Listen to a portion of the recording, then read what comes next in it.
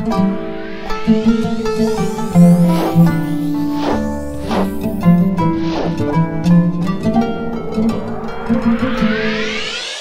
alaikum wa rahmatullahi wa barakatuh.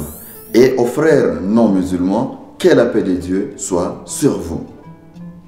Aujourd'hui, pour notre leçon des enseignements bibliques cachés aux chrétiens, nous allons encore une fois de plus vous parler sur le prophète Mohammed sallallahu alayhi wa alihi wa sallam dans la Bible.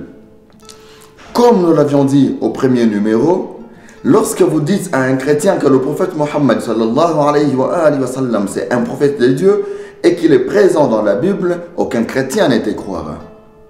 Alors que c'est vrai, la Bible enseigne sur la venue d'un prophète de Dieu sallallahu alayhi wa sallam dont les attributs ne sont autres que ceux du prophète Mohammed sallallahu alayhi wa sallam. Aujourd'hui, nous allons encore une fois de plus montrer aux chrétiens que la Bible parle du prophète Mohammed sallallahu alayhi wa sallam, ou du moins prophétise sa venue sur terre. Et nous allons lire un passage de la Bible se trouvant dans le livre des Deutéronome, chapitre 18, verset 17 jusqu'à 18, qui dit: L'Éternel me dit, ce qu'ils ont dit est bien. Je leur susciterai du milieu de leurs frères un prophète comme toi. Je mettrai mes paroles dans sa bouche et il leur dira tout ce que je lui commanderai. Parlant à Moïse, Dieu s'adressant aux enfants d'Israël, il leur dit: je leur susciterai des milliers de leurs frères un prophète. Un prophète qui sera comme toi, Moïse. Donc Dieu a promis, a fait une prophétie sur la venue d'un prophète qui viendra parmi les frères d'enfants d'Israël. Et nous avons déjà démontré dans le premier numéro que les frères d'enfants d'Israël sont les Arabes. Parce que les enfants d'Israël sont fils de Jacob, fils d'Isaac, fils d'Abraham. Et les Arabes sont fils d'Adnan, fils d'Ismaël, fils d'Abraham. Donc, les Arabes et les Israéliens ont tous un ancêtre commun qui est Abraham, alayhi salatu wassalam. Dans ce cas, lorsque Dieu dit aux enfants d'Israël que je susciterai des milliers de vos frères un prophète, c'est que Dieu prévoit d'envoyer un prophète descendant des Arabes, descendant d'Abraham, d'Ismaël, d'Adnan. Et ces prophètes, Dieu va plus loin pour dire qu'il sera similaire à Moïse. Ces versets ou ces passages bibliques, si vous le demandez à n'importe quelle autorité chrétienne, diacre, prêtre, pasteur, évêque, archevêque, cardinal ou même le pape, il ne te dira jamais ce qui ces prophètes envoyés aux Arabes et qui a été similaire à Moïse. Certains iront même à tromper les chrétiens en leur disant que c'est Jésus. Ces passages prophétisent la venue de Jésus. Or, s'ils disent cela, ils seront en train de se contredire parce que le dogme et le credo chrétien ne reconnaissent pas Jésus avec le statut de prophète. Pour eux, Jésus c'est parfois un fils de Dieu, parfois un des dieux ou alors Dieu lui-même. Pourtant, dans ces versets, Dieu dit qu'il suscitera un prophète. Donc, si vous dites que ces versets ou ces passages prophétisent la venue de Jésus sur terre, on sera maintenant quitte sur le point que vous avez accepté que Jésus n'est plus Dieu, c'est plutôt un prophète. Et des deux, Jésus n'est pas similaire à Moïse. L'exemple de Jésus n'est pas Moïse. La Bible et le Coran reconnaissent que Jésus est le parfait exemple où il est similaire plutôt à Adam. D'ailleurs, dans la Bible, il est appelé le second Adam, après le premier qui est le père de l'humanité. Et nous, les musulmans, nous l'acceptons parce que c'est aussi dans le Coran. Et vous, les chrétiens, vous l'acceptez que Jésus est plutôt égal, semblable ou similaire à Adam et non à Moïse. Mais ce verset nous dit que ce prophète qui viendra des Arabes, il sera similaire à Moïse.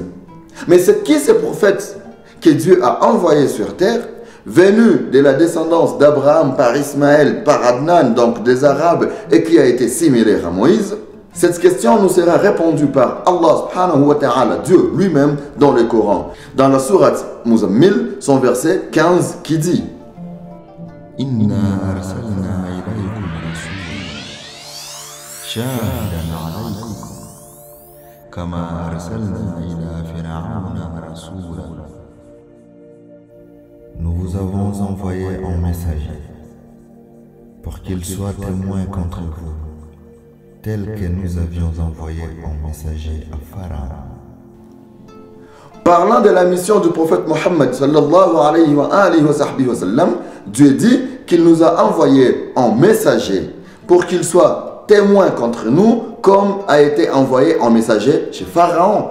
Le messager qui a été envoyé chez Pharaon, c'est Moïse, bien entendu, parce que Moïse a été envoyé chez Pharaon. Il a été élevé chez Pharaon, puis envoyé chez Pharaon pour retirer les enfants d'Israël de la servitude, de l'esclavage pharaonique, afin qu'ils soient libérés et qu'ils retournent chez eux dans la Palestine.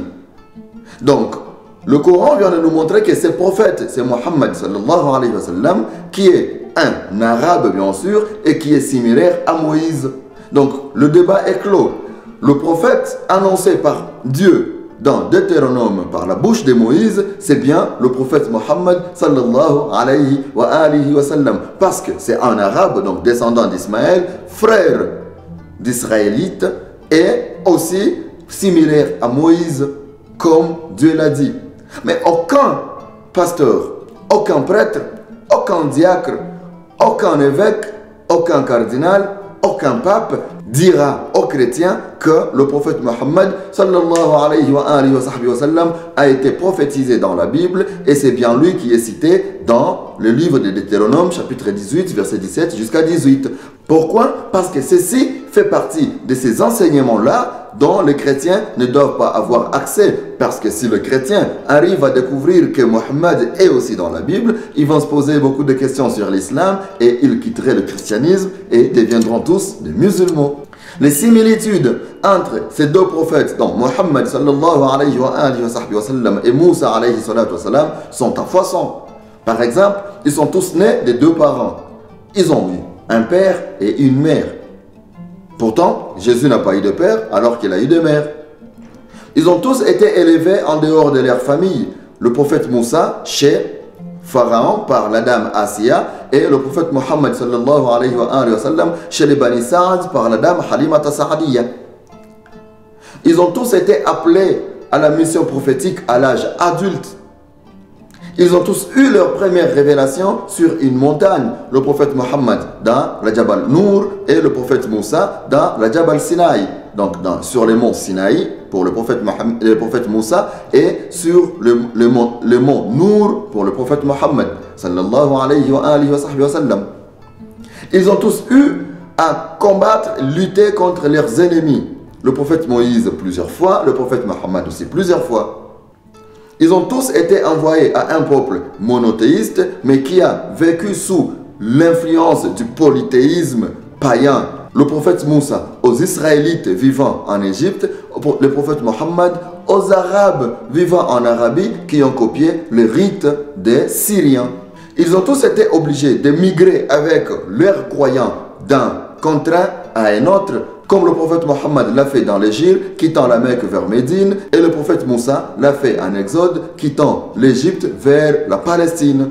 Et toutes ces similitudes font à ce que le prophète Mohammed sallallahu alayhi wa sallam soit l'exemple parfait du prophète Moussa, et donc c'est lui annoncé dans Deutéronome. Et il y en a beaucoup d'autres exemples encore. Ils ont tous eu des femmes et ils ont tous fait d'enfants. Le prophète Mohammed a eu des femmes, a fait d'enfants. Le prophète Moussa a eu une femme et a fait d'enfants. Donc, l'exemple du prophète Moussa, c'est le prophète Mohammed. L'exemple du prophète Mohammed, c'est le prophète Moussa et non Jésus. Et le verset qui promet, qui prophétise la venue d'un prophète issu des Arabes et qui sera similaire à Moïse, ces versets parlent bel et bien du prophète Mohammed sallallahu alayhi wa sallam. Chers chrétiens, je vous demande de poser cette question à votre pasteur, à votre diacre, à votre curé, à votre prêtre, à votre évêque, à votre archevêque, à votre cardinal, même au pape si vous voulez, et à vos prophètes, parce qu'aujourd'hui vous en avez, mais de qui est-ce que ces versets de Deutéronome 18, 17, 18 parlent? et c'est de Mohammed. D'abord, avez-vous déjà un jour lu ces passages? Le saviez-vous? Salam alaikum wa rahmatullahi wa barakatuh.